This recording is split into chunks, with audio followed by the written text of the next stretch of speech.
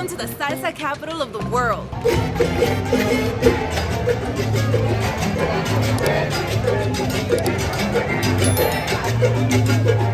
The city of Cali has a reputation for primarily these two things. One, as a cultural hub for salsa dancing, and two, as a city riddled with high crime from a legacy of civil wars and narco drug trafficking. Cali is not a mainstream tourist destination, but it is easily our favorite city in Colombia. Over the next few videos, starting with this one, we're going to be showing you how cool Cali is. But also, is it safe? This time he pointed the knife at me and said, "Ch-ch-ch-ch-ch." Si huele a caña, tabaco y brea, usted está en Cali, ay mire vea. Cali lives and breathes salsa with somewhere over 200 dance schools and dozens of options to dance every night of the week. People come from all over the world to learn the Cali-style salsa, la salsa caleña. I don't think you can go wrong with any of the dance schools in Cali, but we've taken classes with Son de Luz, Fiebre Latina, and Swing Latino. When looking for dance lessons, I highly recommend either contacting by WhatsApp or looking for their social media accounts because they'll usually post when they have free classes, their class schedules, or you can message them for their private rates. You could also find lessons at discotecas or salsotecas. Our favorite one has been at La Topa Tolondra from Monday through Wednesdays from 7 to 9 p.m.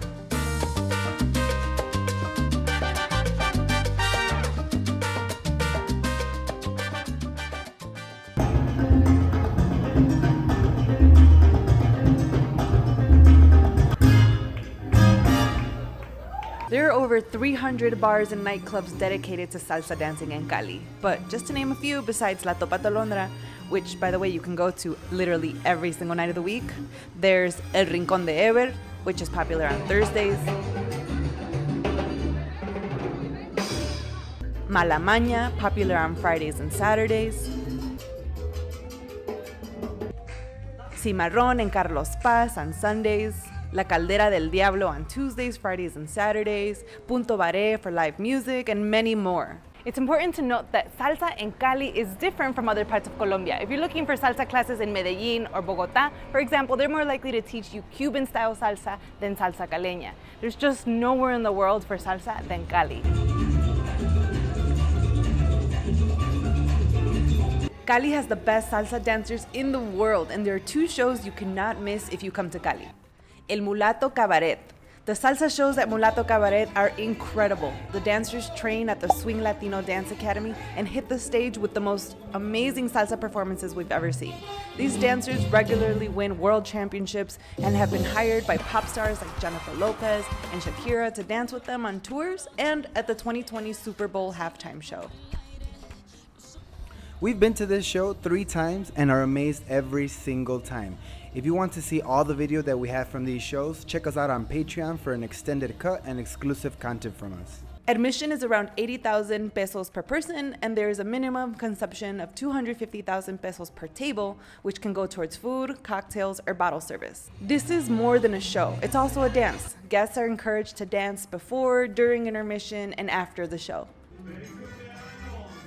The week of my birthday, I even got to have a special birthday dance with the owner and professional dancers. This is Luis El Mulato, a dance legend here in Cali. What an honor it was to dance with him. I may look calm and collected on the outside, but I was totally fangirling on the inside, dancing with the professional dancers before their performance.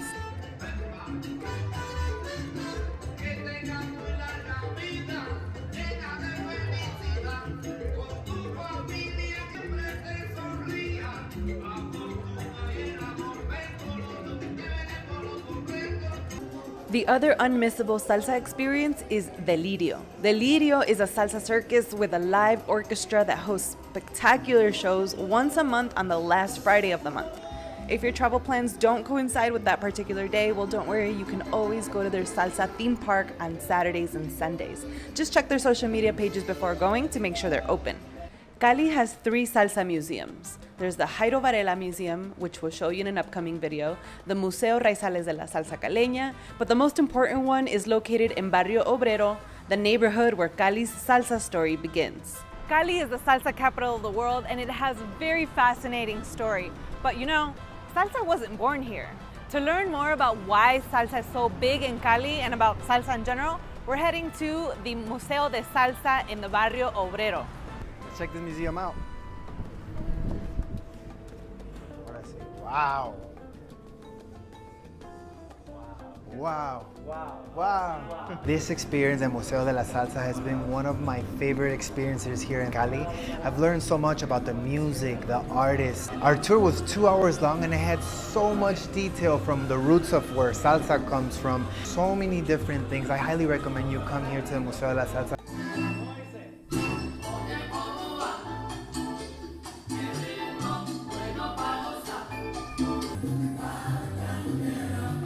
I mentioned earlier that salsa wasn't born here, so where is it from then? Feel free to take some guesses in the comments below. Salsa is a relatively new genre, and it's important to understand that it's made up of a variety of different Latin rhythms like mambo, son cubano, cha-cha-cha, guaguancó, boogaloo, and even jazz. What is salsa? Salsa is flavor and spice. Salsa is Latin soul. Salsa is ritmo, rhythm. It started in Africa, de Africa al Caribe. The roots of salsa are mostly Cuban, but technically the genre was born in New York City in the 1960s thanks to musicians from Cuba, Puerto Rico, Panama, and Dominican Republic. They fused together different sounds and marketed the music as salsa, making New York the first international hub of salsa music and salsa dancing. Esos son los 4 territorios importantes: África, Cuba, Puerto Rico y Nueva York. Y el quinto más importante hoy en día es Colombia. Ojo, no solo Cali, Cali es la capital mundial de la salsa, pero Bogotá escucha salsa, Barranquilla, toda la costa escucha salsa, ahora Buenaventura, que fue por donde entró todo esto. Pero Cali es la capital y en ningún lugar del mundo se vive tanto la salsa como la vimos los caleños. But then how did Cali become the world's capital of salsa? Would you believe me if I told you it was an accident and that Mexico has something to do with it? Here's the story of how Cali became the world's capital of salsa in 3 parts. Part 1 begins even before salsa. In the 1930s and 40s, the radio tower in a small Cali neighborhood called Barrio Obrero accidentally picked up a radio signal from Cuba, a radio station called Radio Progreso. This is how they discovered son cubano, cha-cha-cha, and other rhythms that later became salsa. They just listened to the music at bars while drinking. They loved it, but they just didn't know how to dance it. Later, when salsa music arrived to Cali via vinyl records on ships, the vendors knew exactly who they would sell these records of this new music called salsa. The Barrio Obrero community, of course, because they're already fans of the Cuban rhythms that make up salsa. Here's the part that blows our minds. Part 2. How Cali developed their unique style of dancing can be traced back to Mexican cinema. Before Hollywood, Mexican cinema was a global sensation, and in particular, the character Cantinflas was known for being goofy, and he was known for his dance moves. It is said that Caleños mimic Cantinflas' dance moves, assuming that was how you dance salsa.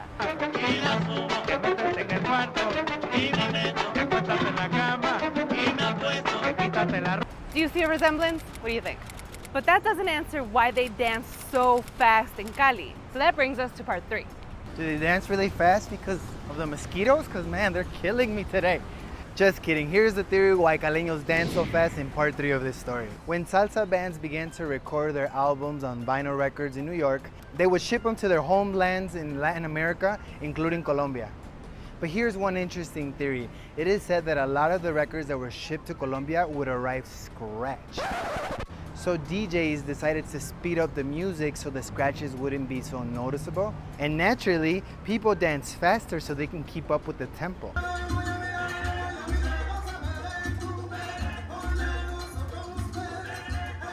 Hence, the supposed birth of la salsa caleña. I don't know how true this story is, but it's a pretty cool story. Cool story, yes, but our museum guide Marlon told us an even cooler theory. But first, a quick background on how vinyl record players work. Bueno, el error es el siguiente.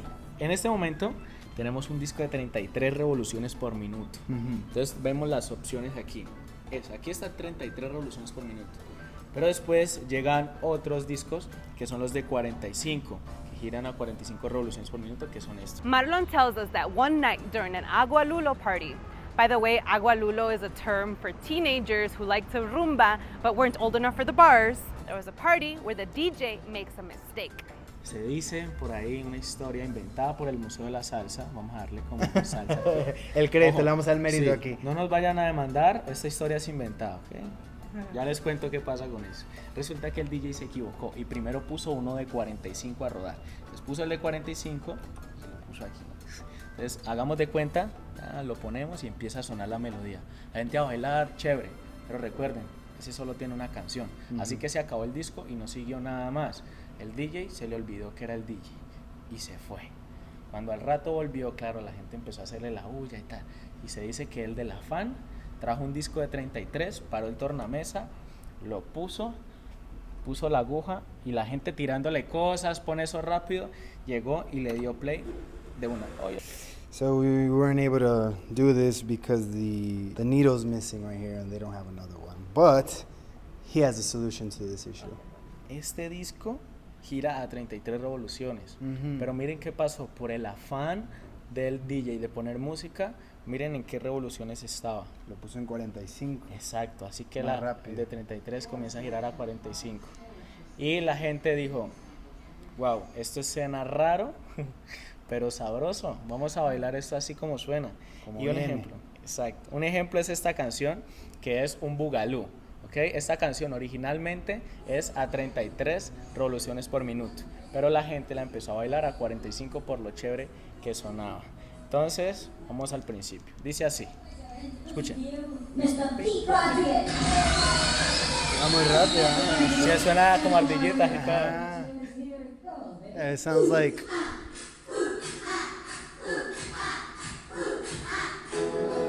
It almost sounds like it's squirrels talking because it's going by so fast. Como era 45 y sonaba más chévere para la gente la dejó así, acelerada. Pero originalmente suena así. This is what it's supposed to sound like.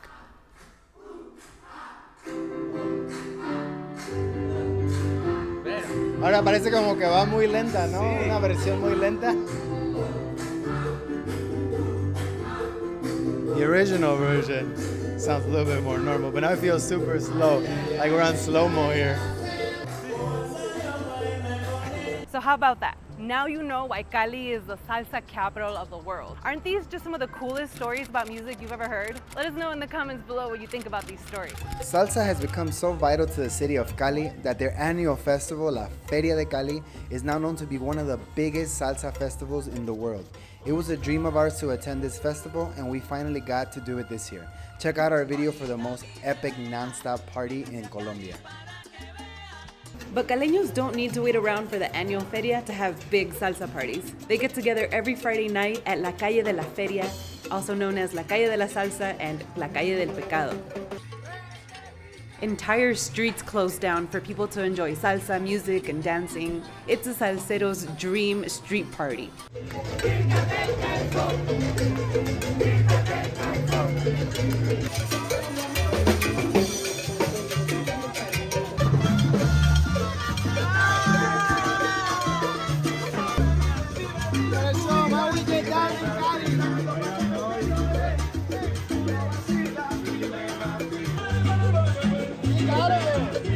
Cali was once known as the most dangerous city in the world, alongside the notorious city of Medellin. And Colombia as a country is known worldwide as an underdeveloped nation with a lot of problems. But more and more tourists are starting to be intrigued with this country. They start to visit it, places like Cartagena, the Caribbean islands, Medellin, and Bogota. And even though Cali's tourism is growing, there's still a lot of people out there who hesitate to visit this beautiful city because of its reputation of high crime. We asked our friend Danny to share his perspective on safety in Cali. ¿Qué contexto me puedes dar de lo que se trata la inseguridad aquí? Pues yo siento que la inseguridad pues se evidencia en muchísimas ciudades, no solo aquí en Colombia, sino pues en Washington, porque yo también vivo en Washington y allá pues es inseguro. A mí me ¿DC o el estado? DC. Okay. Allá pues a mí me robaron. Entonces digamos que es inseguro cualquier tipo de ciudad, en especial si es muy grande, pero aquí podríamos identificar que que hay una situación que es insegura y hay otra situación que es violencia, ¿no? Danny's pointing out that there's a difference between insecurity and violence in a city, referring to the Cali cartel days where there was both insecurity and violence versus today where it's not really like that anymore. Hace muchos años, sobre todo en la presencia del cartel de Cali, cuando estaba pues activo, ¿En los era 80, 90? 80s, 90s, sí. Pues digamos que había inseguridad, pero al mismo tiempo violencia, y fue una violencia pues bastante marcada, ¿no? Y hoy pues se ven, digamos, situaciones de violencia, pero no es como esa violencia que se veía en ese tiempo. I think like any major city has its pockets of areas that tourists should avoid. Danny mentioned Siloé and Distrito. These are two places that in the 3 months that we've been here, we've actually never been there, and every tourist should probably avoid. Sí, los turistas deberían pues es tener más precauciones, es más que, porque pues inseguridad hay, pero son precauciones de tener cuidado con los teléfonos, de tener cuidado por donde camina. Precaución que uno debe de tener, sea aquí en Cali o en Washington, D.C. Exactamente, ¿Cierto? es la misma precaución. Bueno. The point is, we need to take precautions anywhere we go, whether it's Chicago, London, Mexico City. Take precautions so that you don't make yourself an easy target. Don't give papaya. Dani, hay una frase muy colombiana que me encanta mucho que es dar papaya o no hay que dar papaya. Don't give papaya.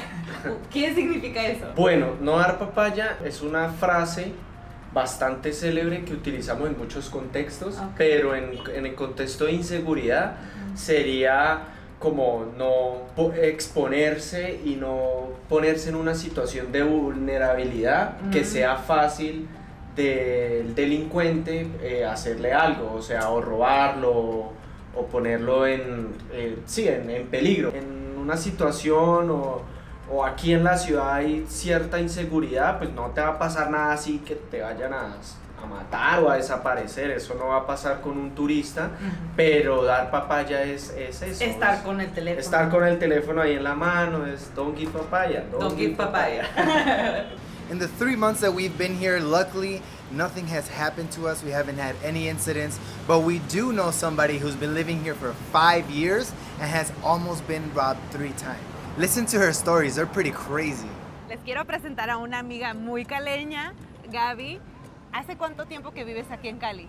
Ya en julio voy a cumplir 5 años en Cali. Pues yo no me imaginé cuando yo me mudé acá que yo iba a quedarme tanto tiempo, pero ya estoy amañada y la verdad la idea es quedarme más tiempo. Your Spanish is amazing, but you're not originally from Colombia either, are you? Where are you No, from? I'm sure you can tell from the face and the accent. I'm originally from Boston, Massachusetts, although I lived a long time in Washington, D.C. And why did you choose to live in Cali? So I received a Fulbright scholarship, so shortly after the 2016 Peace Accords were signed with the FARC. If you're not familiar with the FARC, that's the Revolutionary Armed Forces of Colombia. Not an official military group, but an extremist guerrilla group known for their violent tactics over the last half century. I got the Fulbright, and in my interview, you couldn't choose where you would be placed, but I told them how much I loved salsa and that I also was comfortable with the security situation from prior work experience. So I made it very clear to them that Cali was my preference, and they did send me to Cali. So while violence has gone down in Cali, the biggest concern for most people is petty theft, which again can happen just about anywhere. Being born and raised in Chicago, I feel like our city taught us to never give papaya and to always watch our backs. So when we left Chicago to Mexico, we felt so much safer in Mexico because of how calm everything was, and now we came here to Colombia, and of course we felt a little bit more nervous and anxious because of how different it looks. But truth is that as long as you don't get papaya, you're pretty good around here. Even though violence and insecurity were some of the biggest reasons we left Chicago, I realized that there's nowhere in the world that's gonna have zero violence or zero thefts. At least in Cali, I know how not to get papaya, and I can dance my little heart away and have great food and great weather. How have you felt in the 5 years that you've lived in Cali in terms of safety? So the security situation in here, Cali kind of has a bad rep. Every year there's some statistics that are released on the security situation globally and what cities are the most violent or have the highest homicide rates. And in Colombia, there's 3 cities that always appear on the list. This triangle of cities: Buenaventura, which is a port city; Palmira, which is where Cali's airport is; and Cali. So you have this triangle. We're all in the same department, Baila, They're always on the list. Of course, it all has to do with what's going on in the city at the time. So Where would you say Cali stands now in terms of safety? I think Cali is going to stay on that list. But that doesn't mean that it's not a safe place for tourists to visit. While it'll probably stay on, I think security is improving in the city. So you've experienced a few interesting situations here. So Yeah, almost getting robbed? I've almost been robbed 3 times. 3 times? 3 times. I made a huge mistake. Yo di papaya. I took my cell phone out on the street and I was looking at my phone. I think I was asking Danny what we were going to have for dinner. And right at that time, a motorcycle drove by with 2 men without helmets. So key thing here is it's illegal for 2 men to be on a motorcycle in Cali. Okay. So when I saw that, as soon as they stopped the motorcycle, I realized, oh no, they're going to rob me. Like right away. So I reacted quickly. I took my cell phone, I put it on my stomach, and I crouched down and I screamed, ladrón, ladrón, ladrón. Okay, I'll be the guy. I'm trying to take your phone. Yeah, but since he was using both hands, I know he doesn't have a gun and he Okay. doesn't have a knife. Okay. So it's like a fair shot. Like I Smart. can fight back. Uh-huh. Not that I recommend this to any tourists that come to Cali. You don't recommend fighting back? I don't recommend fighting back. Here, thieves are scared of like whoever's in the vicinity because Crowds. here because here People it's react? happened in the past that people will go defend. They will come to your rescue. So That's good, scream. so that's good. I do recommend that tourists scream and scream ladrón, ladrón, which is thief, right? So I screamed and the neighbors all came out. So the second time, I didn't realize that a motorcycle had stopped next to me. This time he had a helmet on. He got off and he had a knife. And this Okay. time he pointed the knife at me and said, "Ch-ch-ch-ch-ch." And I think most people would just hand their phone over. But again, I threw myself to the ground and I started screaming, ladrón, ladrón, ladrón, and people started coming out. And this time he did get my cell phone out of my hand. He did. He got on the motorcycle, but in the time that it took him to get on the motorcycle was not on, it was turned off. Uh-huh. And so while he was trying to turn the motorcycle on, I saw this was like my opportunity to maybe try and get my cell phone back. Because I don't recommend when someone has a weapon trying to get your phone back, but I did.